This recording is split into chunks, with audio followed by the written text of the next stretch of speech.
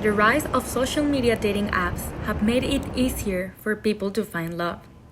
Apps like Tinder, Bumble, and Hinge have brought online dating to masses, as people are able to pick their matches, send out messages, and at times even choose racial preferences.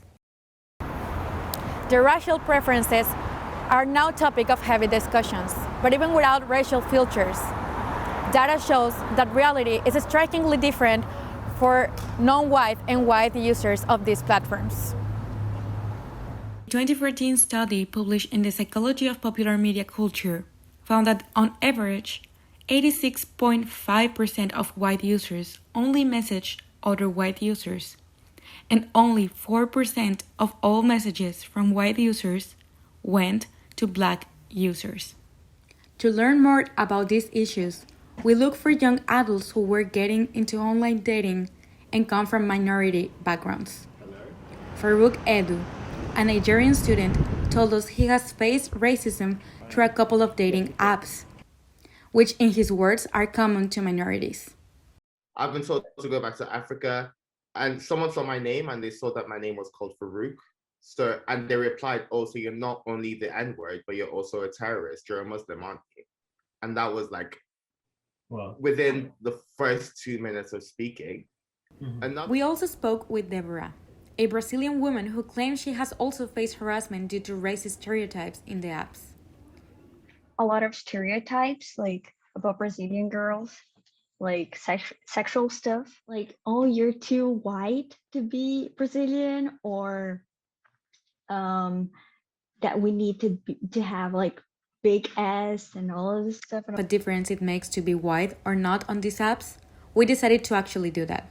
Using two different subjects, we created profiles with altered skin colors to see if different results will occur in contrast to their normal skin colors. Then, we investigated further than the profiles by surveying over 30 people with different racial backgrounds to find out their experiences in dating apps. The answers collected showed that out of those surveyed, most people who identify as minorities reported experiencing racism or harassment through dating apps. A total of 22% of subjects reported racism or discrimination in the platforms, more than 1 out of every 5 people. It shows that Deborah and Farouk weren't the only ones with negative experiences. And to understand more about how those experiences take place, we contacted Toronto veteran matchmaker Anne Marshall to see what her own clients' experiences are like. I can absolutely say that when I represent racialized clients, particularly certain niches, it is harder.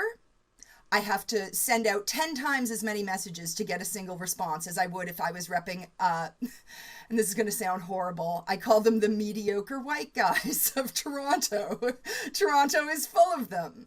And so it also puts this additional burden on racialized people.